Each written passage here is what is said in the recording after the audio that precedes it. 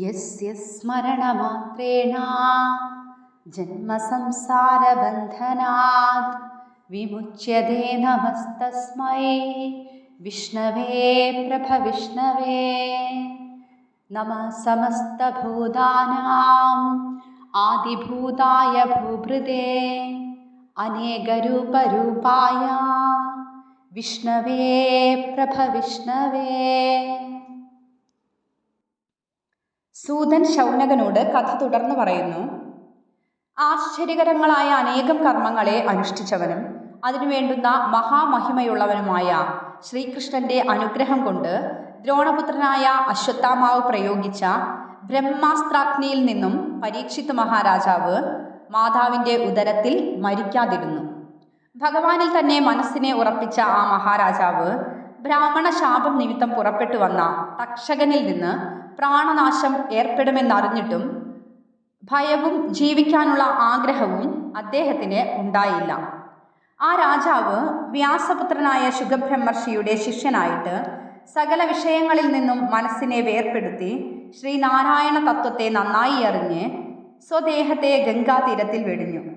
നാരായണ ധ്യാനത്തോടുകൂടെ ഭൗതികതയെ ഉപേക്ഷിച്ച് പരമപദത്തെ പ്രാപിച്ചു. എന്തുകൊണ്ടെന്നാൽ ഉത്തമ ശ്ലോകനായ ഭഗവാനെക്കുറിച്ച് മാത്രം സംസാരിക്കുന്നവരും ഭഗവത് കഥയാകുന്ന അമൃതത്തെ എപ്പോഴും ആസ്വദിച്ചിരിക്കുന്നവരും മരണസമയത്തിൽ ഭഗവാന്റെ പാതാരവിന്ദത്തെ തന്നെ സ്മരിക്കുന്നവരുമായ സത്തുക്കൾക്ക് ഏത് കാലത്തും മോഹം എന്നത് ഉണ്ടാവുകയില്ല. ഈ ഭൂമിയിൽ കലി എല്ലാ ദിക്കിലും പ്രവേശിച്ചിരുന്നാലും ചക്രവർത്തിയും അഭിമന്യുവിൻ്റെ പുത്രനും മഹാനുമായ പരീക്ഷിത് മഹാരാജാവ് ഭൂമിയെ പരിപാലിച്ചു കൊണ്ടിരിക്കുന്ന കാലത്ത് ആ കലിയുടെ സാമർഥ്യം ഫലിക്കുകയില്ല. ഭഗവാൻ ശ്രീകൃഷ്ണൻ ഏത് ദിവസം ഏത് ക്ഷണത്തിൽ ഈ ഭൂമിയെ ഉപേക്ഷിച്ചുവോ ആ ദിവസം ആ സമയത്തിൽ അധർമ്മത്തിൻ്റെ ഉൽപ്പത്തി സ്ഥാനമായിരിക്കുന്ന കലി ഈ ഭൂമിയിൽ പ്രവേശിച്ചു. വണ്ട് പുഷ്പത്തിൻ്റെ സാരത്തെ ഗ്രഹിക്കുന്നത് പോലെ രാജാവ് കലിയുടെ ഗുണാംശത്തെ അറിഞ്ഞതുകൊണ്ട് കലിയെ നിശേഷം സംഹരിച്ചില്ല. ഗുണാംശം എന്തെന്നാൽ ചെയ്ത പുണ്യകർമ്മങ്ങൾക്കുള്ള ഫലം ഉടനെ സിദ്ധിക്കും, ചെയ്ത പാപങ്ങളുടെ ഫലം വേഗം സിദ്ധിക്കുകയുമില്ല. അറിവില്ലാത്തവരിൽ ശൂരനും ധീരന്മാരിൽ ഭയമുള്ളവനുമായ കലിയെക്കൊണ്ട് ആ പരീക്ഷിത്ത് മഹാരാജാവിന് എന്ത് ദോഷമാണ് വരാനുള്ളത്? ആ കലി മതിച്ചിരിക്കുന്ന മനുഷ്യരിൽ അവസരം നോക്കി ചെന്നായയെ പോലെ ചാടി വീഴും. നിങ്ങൾ ചോദിച്ചതിനെ അനുസരിച്ച് വസുദേവ ചരിതത്തോട് സംബന്ധിച്ചതും പുണ്യമുള്ളതുമായ പരീക്ഷിത് മഹാരാജാവിൻ്റെ ആഖ്യാനത്തെ ഞാൻ നിങ്ങളോട് പറഞ്ഞു. സൂതൻ പറയാണ്, കീർത്തിക്കപ്പെടുവാൻ യോഗ്യങ്ങളും മഹത്തുക്കളുമായ കർമ്മങ്ങളെ നടത്തുന്ന ഭഗവാന്റെ ഭക്തവാത്സല്യാദി ഗുണങ്ങളെയും സൃഷ്ടിയാദി കർമ്മങ്ങളെയും സംബന്ധിച്ചിരിക്കുന്ന കഥകളെ മാത്രമേ ഉത്കർഷത്തെ ആഗ്രഹിക്കുന്ന പുരുഷന്മാർ ആദരവോടെ കേൾക്കാവൂ. അപ്പോൾ ശൗനക മുനി പറഞ്ഞു, അല്ലയോ മൃദുല സ്വഭാവനായ സൂത, നീ അനേകകാലം ജീവിച്ചിരിക്കണം. നീ കൃഷ്ണന്റെ കളങ്കമില്ലാത്തതായ യശസ്സിനെ കീർത്തനം ചെയ്യുന്നുവല്ലോ. ആ ഭഗവാന്റെ കീർത്തി മരണധർമ്മമുള്ള ഞങ്ങളുടെ മരണത്തെ തടുക്കുന്ന അമൃതത്തിന് സദൃശമായിരിക്കുന്നു. വിഘ്നങ്ങൾ അനേകമുള്ളതുകൊണ്ട് ഫലം സിദ്ധിക്കുമെന്ന് വിശ്വസിക്കാൻ പാടില്ലാത്തതായ ഈ സത്രകർമ്മത്തിൽ ഏർപ്പെട്ടുകൊണ്ട് ഹോമധൂമത്താൽ ധൂമ്രനിറമുള്ള ശരീരത്തോടു കൂടിയ ഞങ്ങളെ അനായാസേന ഫലത്തെ നൽകുന്നതും ആസ്വദിക്കാൻ അധികം സ്വാദുള്ളതുമായ ശ്രീ ഗോവിന്ദ പാദപത്മത്തിൽ ആ ഭഗവാന്റെ പാദത്തിൽ നിന്നൊഴുകുന്ന മകരന്ദത്തെ നീ ആദരപൂർവം പാനം ചെയ്യിപ്പിക്കുന്നു. സത്രാദി കർമാനുഷ്ഠാനങ്ങൾ ക്ലേശസാധ്യങ്ങളും ഫലനിശ്ചയമില്ലാത്തവയുമാകുന്നു. ഭഗവത് ഭക്തന്മാരായ നിന്നെപ്പോലെയുള്ളവരുടെ സംസർഗത്താൽ അല്പസമയം കൊണ്ടുണ്ടാകുന്ന പരമാനന്ദത്തോട് സ്വർഗസുഖത്തെയോ മോക്ഷസുഖത്തെയോ ഞങ്ങൾ സാദൃശ്യപ്പെടുത്തുന്നില്ല. അവയേക്കാൾ എത്രയോ അധികം ആദരിക്കത്തക്കതാണ് ഭഗവത് ഭക്ത സംസർഗം എന്ന് സാരം. അങ്ങനെ വരുമ്പോൾ മനുഷ്യർക്കുള്ള രാജേശ്വര്യാദികളിൽ നിന്നുണ്ടാകുന്ന സുഖം ഭക്തസംസർഗത്തിൽ നിന്നുണ്ടാകുന്ന സുഖത്തിൽ നിന്നും എത്രയോ നിസ്സാരമാണെന്ന് ഉള്ളതാണ്. അത്രയും നിസ്സാരമാണെന്നുള്ളത് പറയേണ്ട കാര്യമില്ല. അത്യന്തം മഹാന്മാരായിരിക്കുന്നവർ സർവാത്മന ആശ്രയിക്കുന്ന ആ ഭഗവാന്റെ ശ്രീഹരിയുടെ കഥയിൽ രസജ്ഞനായ ഒരാൾ തൃപ്തനായി തന്നെ ഭവിക്കും. പ്രാകൃത ഗുണഹീനനായിരിക്കുന്ന ആ ഭഗവാന്റെ അനന്ത കല്യാണ ഗുണങ്ങളുടെ അവധിയെ ബ്രഹ്മാദികൾ പോലും അറിയുന്നില്ല. ആയതുകൊണ്ട് വിദ്വാനായ സൂത, ഭഗവാനെ തന്നെ പ്രധാനമായി കരുതിയിരിക്കുന്ന ഭവാൻ കേൾക്കാൻ ആഗ്രഹിച്ചിരിക്കുന്ന ഞങ്ങളോട് ഏറ്റവും മഹാന്മാർ ഏകാന്തമായി ശരണം പ്രാപിച്ചിരിക്കുന്ന ശ്രീഹരിയുടെ പരിശുദ്ധവും സർവാഭീഷ്ടപ്രദവുമായ ചരിതത്തെ വിസ്തരിച്ചു പറഞ്ഞു തന്നാലും. അതിസൂക്ഷ്മമായ കാര്യത്തെ അറിയാൻ തക്ക ബുദ്ധിശക്തിയുള്ളവനും മഹാഭക്തനുമായ പരീക്ഷിത്ത് മഹാരാജാവിന് വ്യാസപുത്രനായ ശുഗമുനി ഉപദേശിച്ചു. ജ്ഞാനത്തിൽ വെച്ച് ഏതൊരു സാധനത്തെ കൊണ്ടാണ് മോക്ഷം എന്നു പേരായ ശ്രീഹരിപാദമൂലത്തെ പ്രാപിച്ചത്? അന്ധകരണത്തെ പരിശുദ്ധമാക്കുന്നതായതുകൊണ്ട് ഏറ്റവും പുണ്യമായതും ഏറ്റവും ആശ്ചര്യമായ യോഗത്തിൽ പര്യവസാനിക്കുന്നതും ദേശകാല പരിച്ഛേദമില്ലാതെ എങ്ങും നിറഞ്ഞിരിക്കുന്ന ഈശ്വരൻ്റെ പ്രവൃത്തികളെ വിവരിച്ചു കാണിക്കുന്നതും ബ്രഹ്മജ്ഞാനിയായ ശുഗബ്രഹ്മർഷി പരീക്ഷിത്തിനെ ഉപദേശിച്ചതും ഭഗവത് ഭക്തന്മാരുടെ മനസ്സിനെ അത്യന്തം ആനന്ദിപ്പിക്കുന്നതുമായ ആ ചരിതത്തെ, ആ ഭഗവാന്റെ ആ ചരിത്രത്തെ ഞങ്ങളോട് വിവരിച്ചു തന്നെ പറയണം. സൂതൻ പറഞ്ഞു, ആശ്ചര്യം, അതിസന്തോഷം. ഞങ്ങൾ താണജാതിയിൽ ജനിച്ചവരായാലും ജ്ഞാനം നിമിത്തം വൃദ്ധനായിരിക്കുന്ന ശുഗമുനിയുടെ സംഭാഷണ രൂപമായ സേവയ്ക്ക് പാത്രമായതുകൊണ്ടും ജ്ഞാനവൃദ്ധന്മാരായ ശൗനാദികളായ നിങ്ങളുടെ ആദരപൂർവമായ പ്രശ്നം കേൾക്കാൻ ഇടവന്നതുകൊണ്ടും ഇപ്പോൾ ശ്രേഷ്ഠന്മാരായ ജന്മത്തെ പ്രാപിച്ചവരായി ഭവിച്ചു. എന്തുകൊണ്ടെന്നാൽ ഏറ്റവും മഹാന്മാരായിരിക്കുന്നവരുടെ സാധാരണമായ സംഭാഷണ ലാഭം ദുഷ്കലത്തിൽ ജനിച്ചവനെന്നുള്ള ദോഷത്തെയും അത് നിമിത്തം മനസ്സിനുള്ള ദുഃഖത്തെയും നശിപ്പിക്കുന്നു. ഏറ്റവും മാഹാത്മ്യമുള്ളവർ ഏകാന്തമായി ശരണം പ്രാപിച്ചിരിക്കുന്ന ആ ഭഗവാന്റെ നാമകീർത്തനം ചെയ്യുന്ന പുരുഷന്റെ സംഭാഷണ യോഗം ഏത് ദോഷത്തെയും ഏത് ആധിയെയും നശിപ്പിക്കുമെന്നുള്ളതിൽ സംശയിക്കാനില്ല. എന്തുകൊണ്ടെന്നാൽ മഹാന്മാർ ഭഗവാനെ അനന്തശക്തിയുള്ളവനെന്നും അന്തത്തോടു കൂടാത്തവനെന്നും മഹാന്മാരിൽ അവസാനമില്ലാത്ത ഗുണങ്ങളെ പ്രകാശിപ്പിക്കുന്നുവെന്നും ഗുണങ്ങൾക്ക് അവസാനമില്ലാത്തതുകൊണ്ട് അനന്തനെന്നും പറയുന്നു. ഗുണങ്ങൾ കൊണ്ട് തനിക്ക് സമനായും അധികരിച്ചവനായും മറ്റൊരുവൻ ഇല്ലാതിരിക്കുന്ന ഭഗവാനെക്കുറിച്ച് ഇത്രത്തോളം സൂചിപ്പിച്ചത് മതിയാകുമെന്ന് കരുതുന്നു. ഇനിയും വിസ്തരിച്ചു പറയാൻ ആർക്കും തന്നെ ശക്തിയില്ല. ലക്ഷ്മി ഭഗവതി പ്രാർത്ഥിച്ചു കൊണ്ടു നിൽക്കുന്ന ബ്രഹ്മാദിദേവന്മാരെ ഉപേക്ഷിച്ച് തന്നിൽ ആശയില്ലാത്തവനെങ്കിലും ആ പരമപുരുഷന്റെ പാദപത്മധൂളിയെ ആശ്രയിച്ചുകൊണ്ട് അവനെ വിട്ടുപിരിയാതിരിക്കുന്നുവല്ലോ. അത്ര മഹിമയുള്ള ഭഗവാന്റെ ഗുണങ്ങളെ വിസ്തരിക്കാൻ ആർക്കാണ് സാധിക്കുക?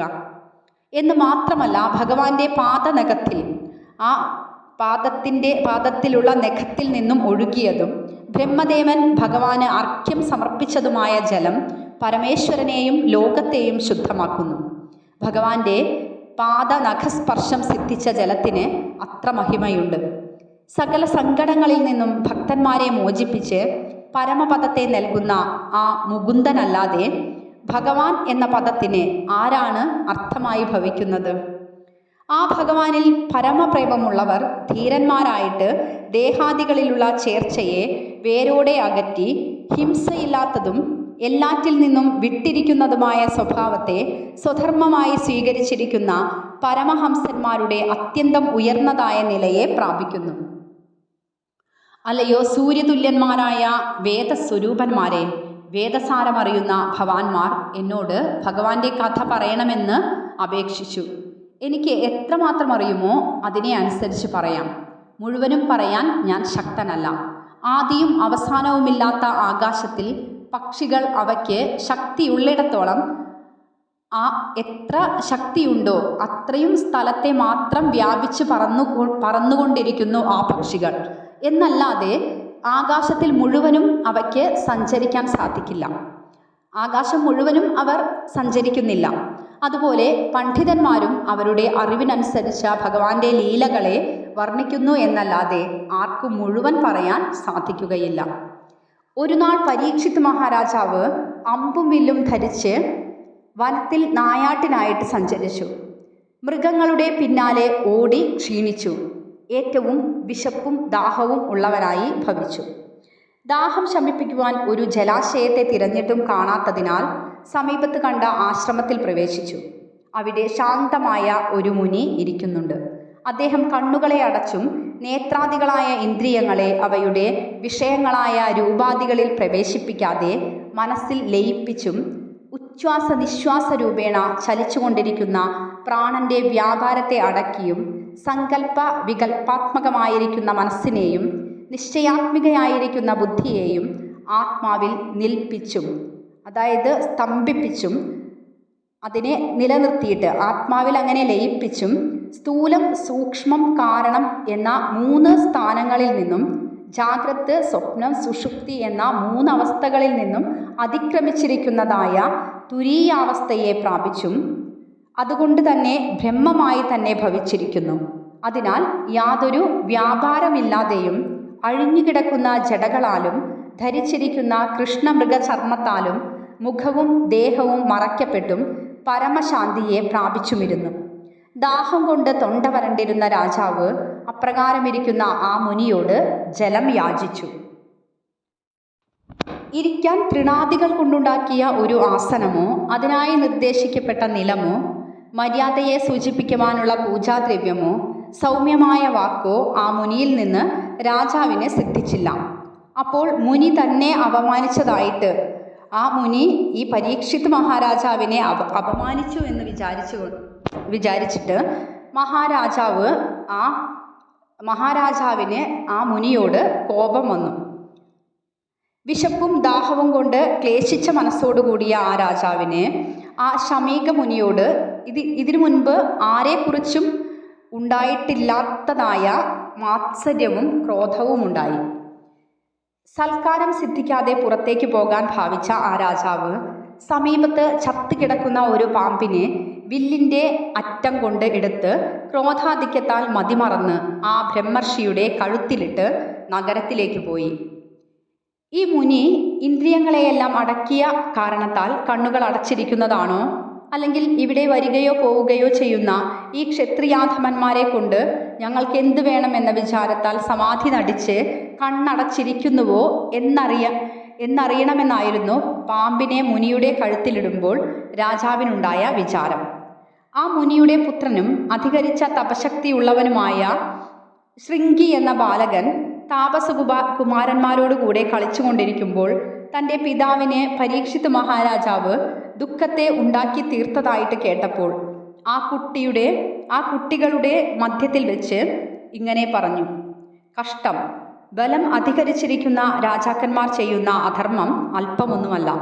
ദാസന്മാർ യജമാനന്റെ നേർക്ക് കാണിക്കുന്ന പാപപ്രവൃത്തി വാതിൽക്കൽ കാവലിന് വേണ്ടി പാർപ്പിച്ചിരിക്കുന്ന തടിയുള്ള നായ്ക്കളും പിണ്ഡം കൊത്തിത്തിന്ന് തടിച്ചിരിക്കുന്ന കാക്കകളും കാട്ടുന്ന അതിക്രമം പോലെയല്ലേ? മാർഗം തെറ്റി നടക്കുന്നവരെ ശാസിച്ചിരുന്ന ഭഗവാൻ ശ്രീകൃഷ്ണൻ ലോകത്തെ വിട്ടുപോയിരിക്കുന്ന ഈ അവസരത്തിൽ ശ്രീകൃഷ്ണൻ നിശ്ചയിച്ച മര്യാദ തെറ്റി നടക്കുന്ന ആ രാജാവിന് എൻ്റെ ബലം ഞാൻ കാട്ടിക്കൊടുക്കുന്നുണ്ട്. സ്നേഹിതന്മാരായ താപസകുമാരന്മാരോട് ഇങ്ങനെ പറഞ്ഞുകൊണ്ട് അവരോട് ഇങ്ങനെ പറയുന്ന ആ സമയത്ത് കോപാധിക്യം കൊണ്ട് ആ ശൃംഗി എന്ന ബാലൻ്റെ കണ്ണുകൾ ചുവന്നു തുടുത്തിരുന്നു.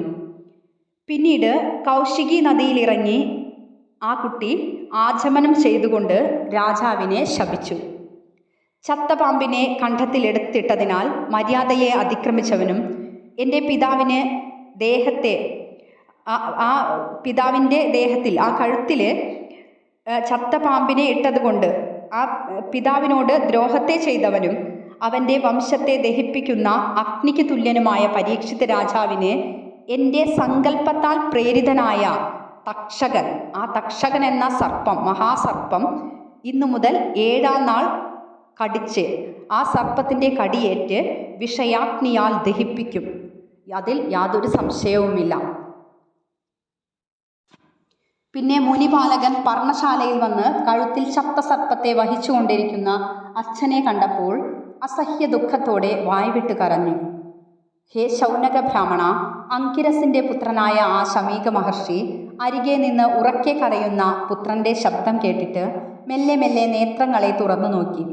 തൻ്റെ തോളിൽ ചത്ത പാമ്പ് കിടക്കുന്നത് കണ്ട് എടുത്ത് താഴേക്കിട്ടു. അതിനെ എടുത്ത് അദ്ദേഹം നിസ്സാരമായി തന്നെ താഴേക്കിട്ടു. ബാലക, നീ എന്തിനു കരയുന്നു? നിനക്കാര് എന്തുപദ്രവം ചെയ്തു എന്ന് ചോദിച്ചു. ഈ വിധം പിതാവിൻ്റെ ചോദ്യം കേട്ട പുത്രൻ ആ ശൃംഗി നടന്ന കാര്യമെല്ലാം അറിയിച്ചു. ശപിക്കാൻ പാടില്ലാത്ത രാജാവിനെ ശപിച്ചതായി കേട്ടപ്പോൾ ആ മുനി പുത്രനെക്കുറിച്ച് സന്തോഷിച്ചില്ല. മഹത്തായ പാപം നീ ചെയ്തുവല്ലോ പുത്ര. എത്രയോ ചെറുതായ കുറ്റത്തിന് കഠിനമായ ശിക്ഷയെ നീ രാജാവിനെ ഏൽപ്പിച്ചുപോയി. പരിപാകം വന്നിട്ടില്ലാത്ത ബുദ്ധിയോടുകൂടിയവനെ, വിഷ്ണു തന്നെ രാജാവ് എന്നുള്ള പ്രശസ്തിയെ പ്രാപിച്ചിരിക്കുന്ന നരദേവൻ സാമാന്യ മനുഷ്യനോട് തുല്യനാണെന്ന് കരുതാതെ അന്യർക്ക് അതിക്രമിക്കാൻ കഴിയാത്തതായ ആ രാജ തേജസ്സിനാൽ രക്ഷിക്കപ്പെടുന്ന പ്രജകൾ ഏത് ദിക്കിലും ഭയമില്ലാതെ കുശലങ്ങളെ പ്രാപിക്കുന്നു. കുട്ടി, രാജാവെന്ന നാമമുള്ള ശ്രീ മഹാവിഷ്ണു കാണപ്പെടാതിരുന്നാൽ ഈ ലോകം എങ്ങും കള്ളന്മാരും കവർച്ചക്കാരും പെരുകി രക്ഷിക്കപ്പെടാത്ത ആട്ടിൻകൂട്ടമെന്ന പോലെ ക്ഷണത്തിൽ നശിക്കും. ആയതുകൊണ്ട് രക്ഷിതാവായ രാജാവില്ലാതായി ഭവിച്ച ജനങ്ങളുടെ ധനാദികളെ അപഹരിക്കുന്നവർ നിമിത്തം ലോകത്തിനുണ്ടാകുന്ന പാപം അതിൽ ചേർച്ചയില്ലാതെ തന്നെ നമ്മൾക്ക് ഇന്നു മുതൽക്ക് ബാധകമായി ഭവിക്കും. പിന്നീട് അപഹരിക്കാനുള്ള വാസനയോടുകൂടിയ ജനങ്ങൾ അന്യോന്യം കലശലായ അടിയിലെത്തും. കഠോര വാക്കുകൾ പറയും. പശുക്കളെയും സ്ത്രീകളെയും ധനങ്ങളെയും അപഹരിക്കും. ആ പരീക്ഷിത്ത് രാജാവ് പ്രത്യക്ഷമായിട്ട് ധർമ്മപരിപാലനം ചെയ്യുന്ന ചക്രവർത്തിയാണ്. മഹാകീർത്തിമാനാണ്. മഹാനായ ഭഗവത് ഭക്തനാണ്. രാജർഷിയാണ്. അശ്വമേധം എന്ന യാഗം ചെയ്ത് ഭഗവാനെ ആരാധിച്ചവനാണ്. അത്രത്തോളം മാഹാത്മ്യമുള്ള ആ രാജാവ് വിശപ്പും ദാഹവും കൊണ്ട് ക്ഷീണിച്ച് ദുഃഖിച്ചവനായി വന്നതിനാൽ ഈ വിധം പ്രവർത്തിച്ചുപോയി.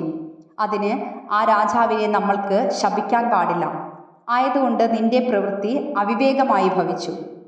പരിപാകമില്ലാത്ത ബുദ്ധിയോടുകൂടിയ ഈ ബാലകൻ കുറ്റമില്ലാത്ത ഈശ്വരഭൃത്യന്മാരിൽ ചെയ്ത പാപത്തെ സർവാത്മാവായ ഭഗവാൻ ശ്രീകൃഷ്ണൻ പൊറുക്കണം.